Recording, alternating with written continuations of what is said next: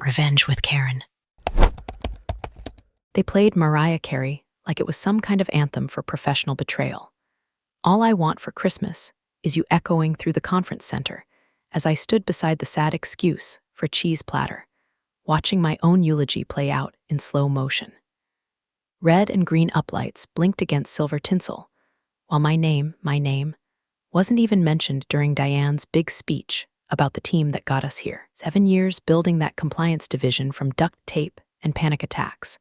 And suddenly, I was the ghost of Christmas past. I sipped my ginger ale like it was whiskey, letting the burn of the carbonation distract from the frostbite of being ignored. Marcus, Diane's golden boy, was making the rounds with his crooked little smile and startup bro energy, double-fisting eggnogs like he earned this celebration. Every laugh from the interns sounded like a shovel full of dirt onto my grave. I was still on payroll, technically. But in the last 3 weeks, I'd been left off 6 meetings, locked out of 3 systems, and watched my budget get reassigned for strategic agility. That's corporate for, you're screwed, but we're not brave enough to say it to your face. And Diane, my old colleague turned CEO, wouldn't even make eye contact.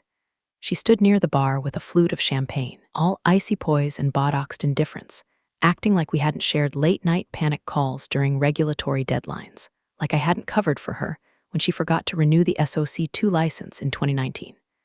Her entire career pivot happened because I kept the ship afloat. Now she acted like I was gum on her Prada heel. I wasn't surprised, not really. The acquisition had changed everything. New investors, new egos, new narratives to justify the gutting of the old guard. They wanted lean. And by lean, they meant young, cheap, and dumb enough not to know what liability looks like when it's wearing designer heels. My department had become the sacrificial lamb. One by one, my team got reassigned, streamlined, or restructured. I stayed silent, documented everything. And now I stood here, at this glitter-drenched wake for my career, wearing a smile so tight it gave me a migraine. Anyway, before Marcus shows up with his little envelope and smug smirk, I just want to say something real quick. If you're listening to this and haven't hit that subscribe button yet, go on and tap it. Really helps the team and lets us keep digging up stories like this from the graveyard of corporate backstabbing. Also, hit the like if you've ever been screwed over in an office and had to eat dry brie about it. Now, where was I? Oh yeah, Marcus, moved like a snake that learned how to moonwalk. Tacky velvet blazer, hair gelled to oblivion, carrying a manila envelope like it was a prize turkey. I knew what it was before he even got to me. The way he smiled told me it was personal, not just business. He wanted to see the look on my face when the axe came down. Time to pay up, he said, like we had some sort of bet going. Like this was funny.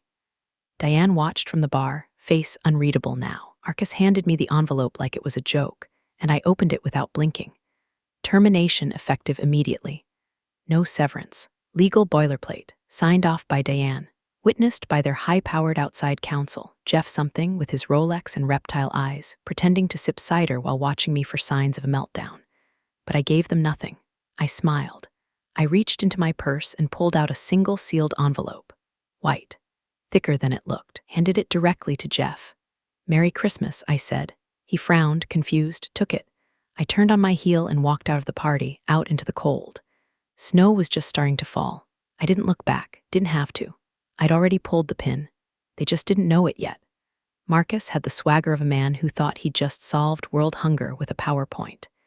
He strutted across the room like a peacock who'd swallowed the org chart, holding that manila envelope like it contained the Ark of the Covenant instead of my termination. "Hey, Catherine," he said, voice syrupy sweet with condescension.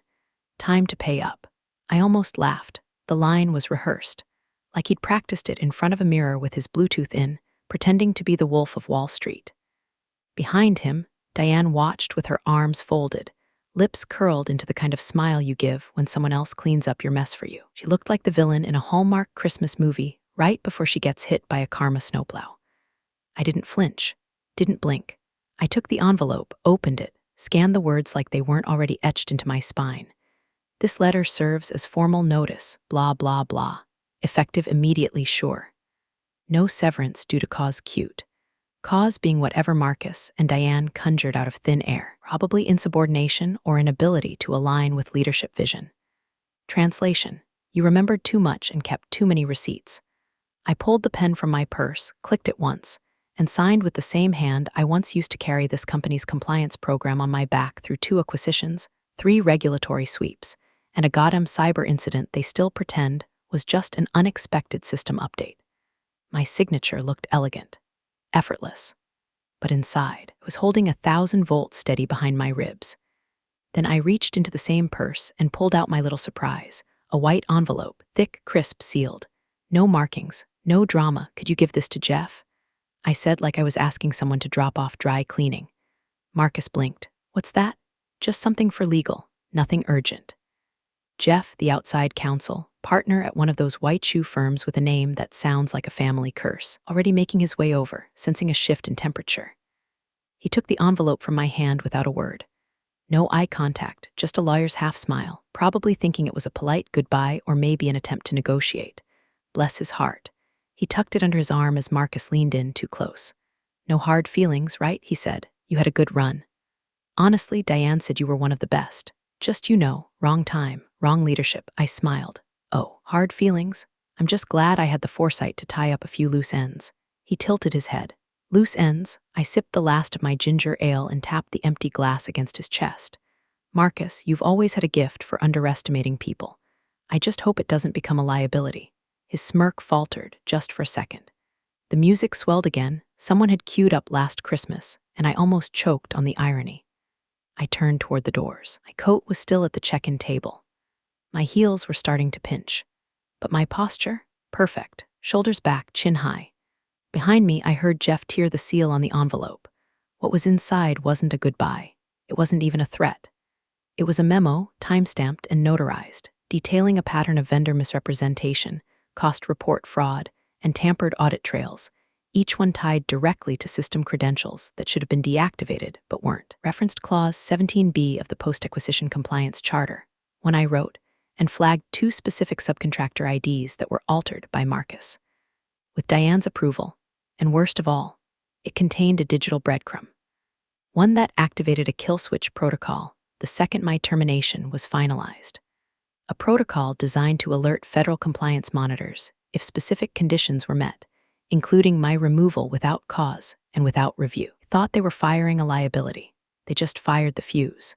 The air outside hit like a slap, not cold, cleansing, the kind of cold that strips away illusion. I stood in the parking lot under the LED reindeer blinking dumbly on the office roof, the muffled pulse of bass and champagne-fueled laughter still leaking through the walls behind me. Inside, they were toasting a year of transformation. Outside, I was breathing for the first time in months.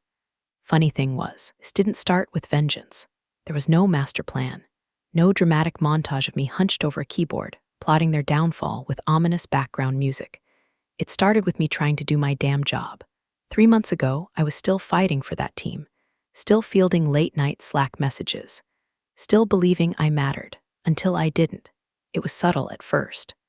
One of my junior analysts, Michelle, pinged me asking why her access to our vendor dashboard had changed. I checked. Her permissions were stripped. Mine were untouched, but when I dug deeper, I saw something strange, a duplicate login using my name with administrator privileges I'd never assigned. At first, I thought it was an error, a system hiccup, but the hiccup had a pattern. A subcontractor folder I flagged for revision the week before, gone, replaced by a cleaner version, one that excluded the compliance notes I'd left, and the signature on the latest cost report, Diane's, signed electronically, but tied to a file that had Marcus's fingerprints all over it.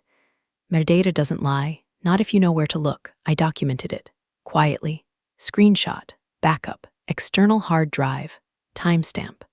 I didn't scream, I didn't report, I knew better. HR had been replaced with a smiling blonde named Kelsey, who thought noncompliance was a brand of yoga leggings. I knew if I went through internal channels, I'd be labeled paranoid, emotional, maybe even unstable, so I played it safe, played it quiet. I started consulting an attorney on the side, not one of those billboard 1 to 800 gotcha types, but a real one. Someone who used to work in procurement fraud at the federal level. I told her everything. She listened. She didn't blink. And she told me one thing I never forgot: don't stop them. Just document the fall, so I did. Every file Marcus touched, every change Diane approved, every bypass sign-off. I created a personal audit trail so tight it could hang someone. and I embedded something special. A clause we'd built years ago, Clause 17B, a safety net meant to protect the company in case of external corruption. It worked both ways. If triggered under certain conditions, like internal tampering, falsified vendor reports, or illegal reassignment of compliance oversight, it would automatically notify our third-party monitor, and legal, and the board. But it only worked if it came from the right credentials, so I made sure those credentials remained mine. Even as I was being pushed out, I never let them fully lock me out. They thought they were clever, assigning responsibilities behind my back, copying dashboards, giving Marcus learning opportunities that just so happened to look a lot like my job.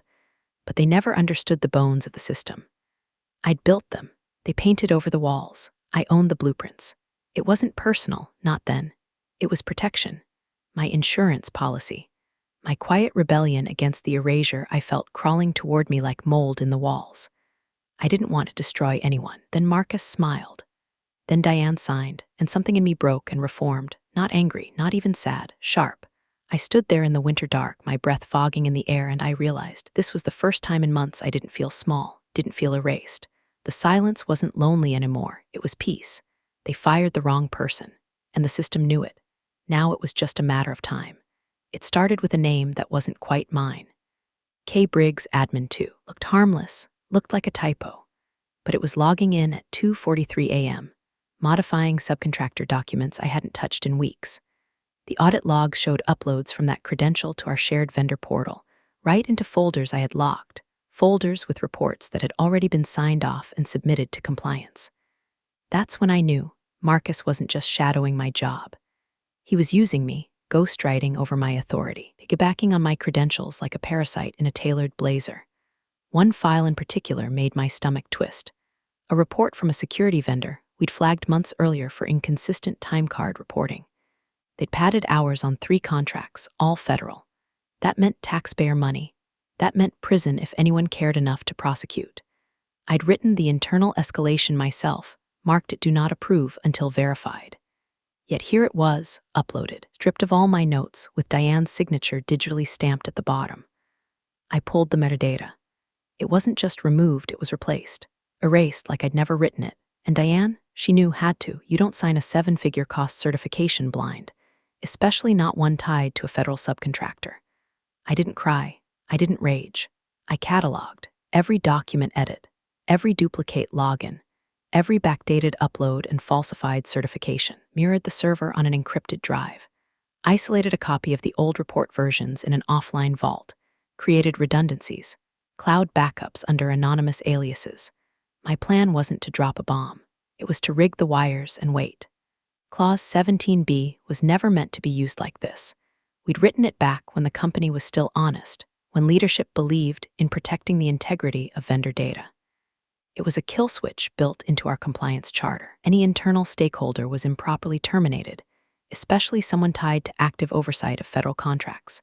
And if that termination occurred without documented justification, the system was programmed to flag it as a liability risk and push the alert to the independent monitor. But it was dormant, useless unless someone tripped the criteria, so I made sure they would. I didn't just sit on the evidence, I built the mechanism. I worked late, after hours, using the old reporting system I'd helped design before Marcus even knew how to spell subcontractor. I wrote the logic chain myself. Termination plus credential tampering plus active vendor discrepancy equals trigger event. And then I tied it to my admin key. If I got fired and they tried to cover it up, tried to wipe my name from the record, like they were already doing, it would light up every warning system we had. The monitor, the board, contract audit logs, even the legal firm on retainer that Diane bragged about hiring to make us bulletproof. Turns out, bullets still hurt when they come from the inside. I hid the tripwire under layers of normalcy, named it something boring, quarterly vendor compliance digest Rev 3, buried in a file path that only I used. Every time the report updated, it ran a silent check. And every time someone touched the flagged vendors or altered my credential logs, added a tick, 3 ticks, that's what it needed. By the time the holiday party came around, it had 6. And when Diane signed off on my termination letter, without cause, without review, she gave it the final signal. They didn't know it yet, but the moment I handed that sealed envelope to Jeff, it was already too late. I didn't plan to go nuclear. but they set the charges. I just did the wiring. Focused rage is quiet. It doesn't scream or break things. It sits, waits, documents, encrypts, and then it pulls the thread that unravels everything. Marcus was halfway through a speech no one asked for, gripping the mic like it was his Oscar moment. "You know," he said, flashing that smug grin, "this company is like family. And sometimes, well, sometimes family changes." He looked right at me when he said it, like I was the ex-wife in a divorce he just won in arbitration. A few people clapped, mostly the newer hires who didn't know any better. Diane stood near the back, swirling champagne and nodding along like a proud stage mom. I didn't move, just leaned against the coat check wall, arms crossed, one foot tapping gently like I was listening to a podcast, instead of watching a man hammer his own coffin shut with a wireless mic. And then Jeff opened the envelope. No announcement. No gasp. Just a flick of the thumb against the seal, a careful slide of the paper out, and then stillness. It was subtle, but I saw it. His eyes scanned the first paragraph, stopped, scanned again. I saw the stiffening in his jawline. The way he pressed his lips together, like the words were burning through his teeth. Jeff wasn't the kind of lawyer who reacted. He was a partner at a firm that charged by the minute and billed like surgeons. I'd sat across from him during previous audits, seen him negotiate settlements with government agencies without raising a single eyebrow. But right then, he twitched. He turned his head slowly until his eyes locked on Diane. She tilted her head, smiled at first, then saw his face. Her expression didn't melt, it shattered. One blink too long, one breath caught in her throat. Then her hand twitched toward her clutch like it was supposed to fix whatever she was seeing in Jeff's eyes. He mouthed something to her. I couldn't hear it, but it looked like, "Are you insane?" Diane took one step forward, then froze, as if realizing too late that she was on the wrong end of a very quiet, very expensive problem. Jeff turned, walked briskly, too briskly, across the ballroom, past the faux snow machine and the photo booth where interns were giggling in Santa hats. He didn't excuse himself from the conversation he'd been in. He just left it behind like it never mattered. The envelope, still in his hand, folded tight against his chest. He passed me on the way out, didn't look at me, didn't speak, but his free hand went into his coat pocket and pulled out his phone. By the time the front door swung shut behind him, he was already dialing. Diane followed. Not immediately, she waited maybe 20 seconds, like that would somehow make it seem less desperate. But her heels were faster than they should have been. Her champagne went untouched on the table behind her. Marcus was still talking. And you know, the real success of this year wasn't just strategy. It was synergy, alignment, cultural momentum. I wanted to applaud. Really, I did, but I couldn't feel my fingers. Because in that moment, the reality hit me. The tripwire worked. The memo landed. The triggers were in motion. And the man paid to bury messes just ran outside with a face like he'd read the ending of a horror story where he dies first. My heart didn't race, thudded slow and steady. But I could feel the pulse in my neck, just below my jaw. A soft, pressing throb, like the universe tapping its finger and whispering, "Watch this." I took one step closer to the door, just enough to see Diane across the lot. Her back was turned. Jeff was pacing, phone to his ear. She was talking, no, pleading, arms moving in sharp, anxious arcs. That's when it really hit her. She wasn't untouchable. Neither was Marcus. They hadn't just fired an employee. They'd fired the keystone, the one holding the whole rotten ceiling up. I slipped out quietly. No need for grand exit. I'd already stolen the show. I stepped out into the parking lot, the night swallowing me like a secret. Snow had started to fall, thick, lazy flakes that landed on my coat collar and melted like whispers. Diane was still across the lot, hands flailing in that designer trench as Jeff kept one hand on his phone, the other shielding his face like he could physically block what was already happening. I didn't look back again. Let her chase ghosts. I had business. My car was parked near the edge of the lot, under a flickering streetlight that buzzed like a dying fly. I unlocked the door, climbed in, and sat there a second, engine off, breath fogging the windshield, the taste of stale ginger ale still on my tongue. I pulled out the burner phone. Not the one tied to my contract or synced to my work calendar, the one I bought with cash and never named in any documentation. Just a number, just an escape hatch. I opened the encrypted mailbox, and there it was. Subject, automated tripwire report activated, clause 17B timestamped. Delivered, confirmed. The independent monitor had received the entire report chain. vendor discrepancies, tampered credentials, altered certifications, signature metadata, cross-referenced logs, all tied back to Diane and Marcus. There was no oops button, no recall email option.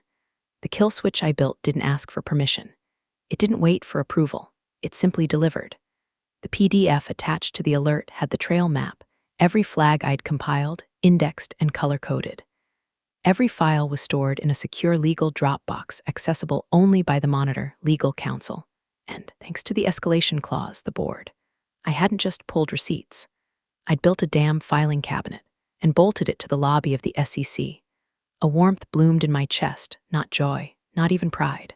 Power. Vengeful, electric, surgical power.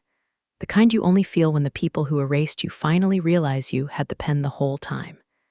I'd spent months engineering this outcome. Every file I saved, every email I blind copied to myself, every credential log I preserved, it all led here. I'd reviewed whistleblower protections with my attorney until I could quote them in my sleep. I'd simulated the trigger on a sandbox server to make sure there were no bugs. I'd even tested the response speed of the Monitor system by embedding a time delay watermark on the files. They received it within 90 seconds. The whole machine purred like a beast that had been waiting for my signal. I put the phone down and stared through the windshield. Across the lot, Diane had stopped moving. Jeff was still talking, probably to the firm's crisis unit by now. Marcus was nowhere to be seen, maybe still inside, pretending everything was fine, giving hugs and talking about next year's goals. I almost pitied him. Almost. He'd committed fraud with a duplicate login he didn't even bother to rename. He thought copying my job meant he could erase me. He didn't understand was that my fingerprints weren't just on the files. They were in the system. The compliance protocols, the audit trails, the risk thresholds, all of it had my name in the code. I built the framework they used to hang themselves. He couldn't have sabotaged me without walking straight into the trap. And Diane, she signed the paperwork with the same hand she used to greenlight the altered reports. That sealed it. I didn't just make this hard to undo. I made it impossible. There was no version of the story where they could spin this as a mistake or unfortunate miscommunication. The report had source documents, time logs, metadata, and a legal memo outlining direct violations of both company policy and federal contracting laws. I'd even included screenshots showing Marcus logging in as me while I was on approved vacation. My time-stamped Slack history proved it. It wasn't some bitter ex-employee waving accusations from the curb. I was a human subpoena with a car heater that finally kicked in. They could chase PR spin, stall the board, even hire consultants to rework the narrative. Didn't matter. The sword had already been swung. And this time, they weren't the ones holding it. By Monday morning, the company that fired me like an afterthought looked like it had been struck by a hurricane, not the kind they named in insurance clauses. I sat in the corner booth of a cafe across the street, same place I used to grab burnt espresso before compliance reviews. Same seat, even. Except now I wasn't just avoiding the office, I was watching it burn. From my perch, I had a perfect view of the revolving glass doors that hadn't stopped spinning since 8 a.m. Executives storming in red-faced, assistants clutching folders like they were radioactive. A poor delivery guy turned away at the door like he was part of a hostile takeover plot. The front desk had a security guard I didn't recognize, extra muscle, probably rented from some emergency staffing firm that specializes in PR triage and disaster optics. My phone buzzed once. Unknown caller, right arrow voicemail. Then another. Kelsey, HR. Hi, Catherine. Hope you're doing well. Just a quick note. You be available today or tomorrow for a brief clarification chat about your exit documentation. Nothing urgent. Nothing urgent, huh? That's rich, considering they hit the eject button on me like I was a liability, and now suddenly needed me to explain their paperwork. I sipped my coffee, bitterness perfect. Next came the real update, my attorney Trina. Cool voice, razor logic. They're panicking, she said. No greeting, just truth. How bad? Multiple requests from their outside counsel for cooperative clarification. The Monitor acknowledged the file's authenticity. The board received notice. Your name is all over the audit trail. Good. They're pretending you might still be on contract, that they might adjust the terms retroactively. Desperate stuff. I leaned back and watched a middle manager I recognized from sales run full speed across the lobby like the building was flooding. Going to try and paint me as rogue, I said. They'd have to first prove you weren't the compliance officer of record. They can't. The logs prove it. Diane and Marcus. Marcus's login attempts have triggered 3 internal access denials this morning. IT started system lockdowns. Passwords are being rotated. Diane's name was removed from the executive speaker schedule at the upcoming compliance summit. Press release got pulled. Their PR team is ghosting them. I smiled. It wasn't a vengeful grin. More like someone watching a glacier finally calve, slow, inevitable, and loud as hell once it hits water. Trina paused. You may be approached to testify if it escalates. Let me know when. I hung up and scrolled through LinkedIn because, of course, the internet already smelled blood.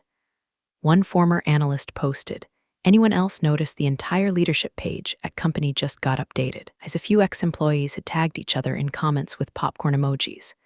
Someone DM'd me, did you really nuke the place? Respect. I didn't reply. Let the myth grow legs. Let them wonder whether the quiet compliance lady had turned out to be a loaded gun. Inside that office, they weren't just scrambling because of the fraud. They were scrambling because it all pointed back to my name. My credentials were still logged as primary on over a dozen vendor contracts. Every doctored file passed through accounts still tethered to my oversight. Every signature they forged sat beneath metadata, stamped with my digital ID. I didn't just build the system. I was still woven into its DNA.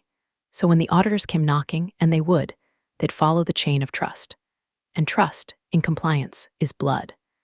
When the blood trail ends at an unauthorized login using my name during a period when I was either on leave or locked out of access, that's when they start talking criminal charges.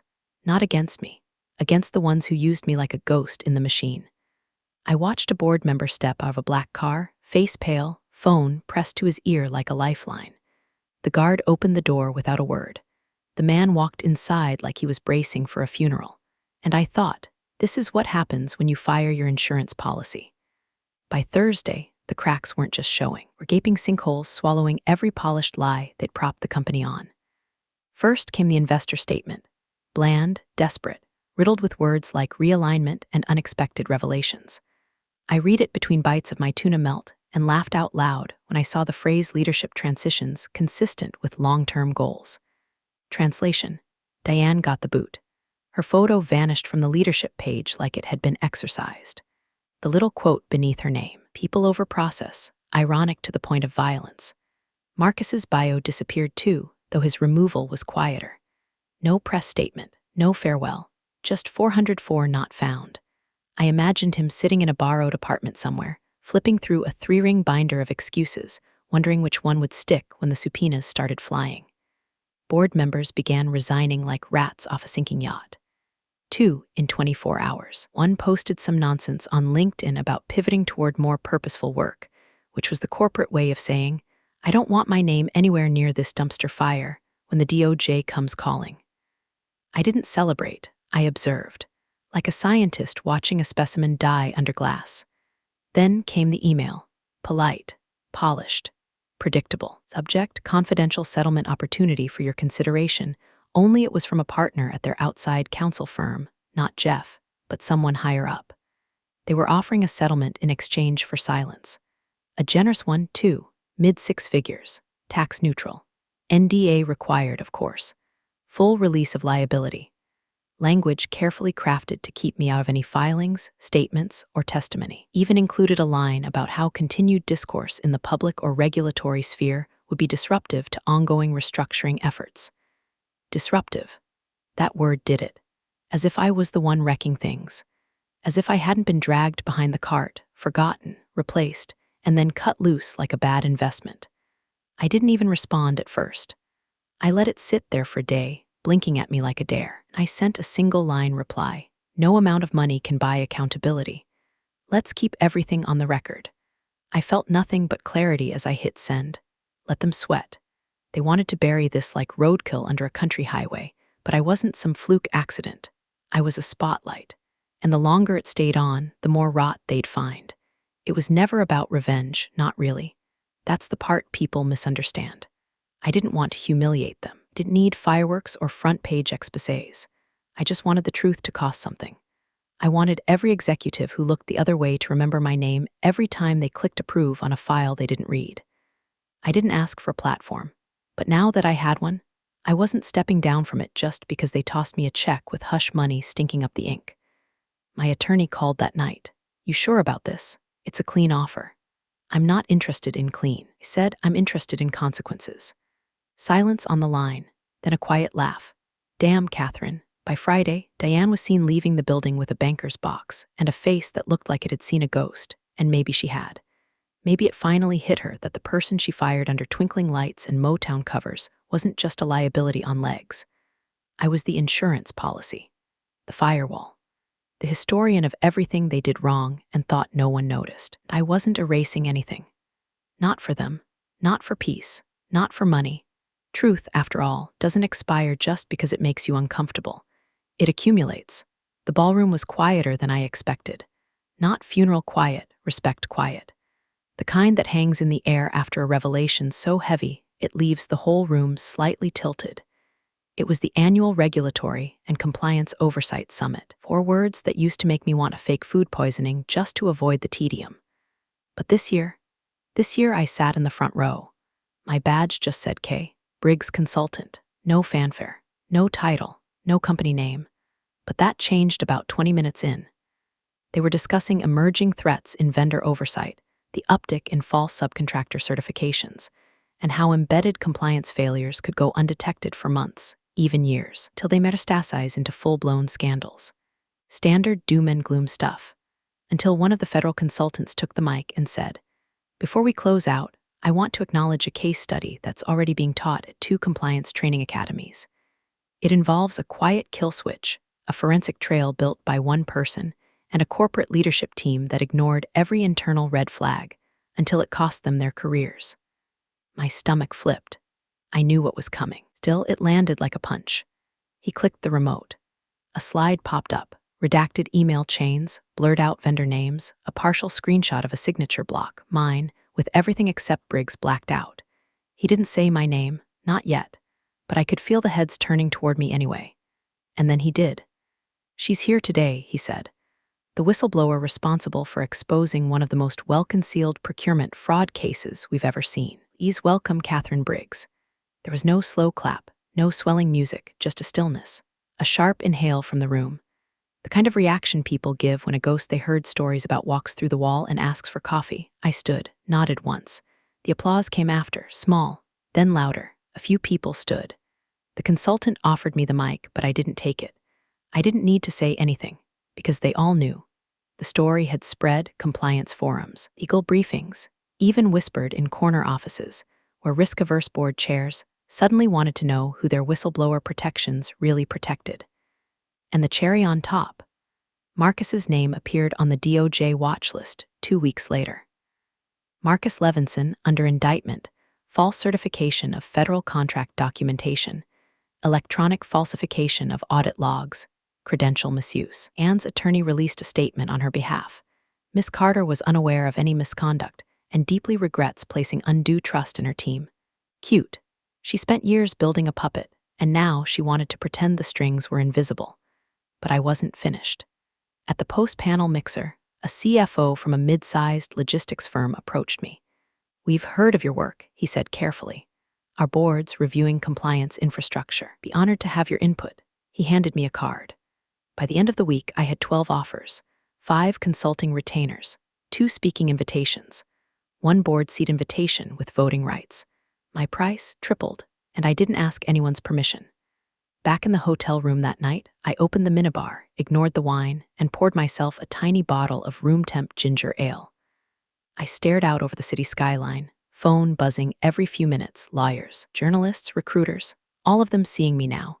Not as an afterthought, not as the woman who kept things tidy and got erased when the egos got too big, but as the one who left the building on a snowy night with a sealed envelope and the entire house of cards already tilting.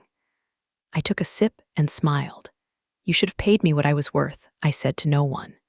Then I looked at the inbox full of offers and whispered, "Now you'll pay 10 times that." Thanks for joining the fun, you office survivors. Subscribe for more switch-flicking drama. Let's make your former coworkers sweat.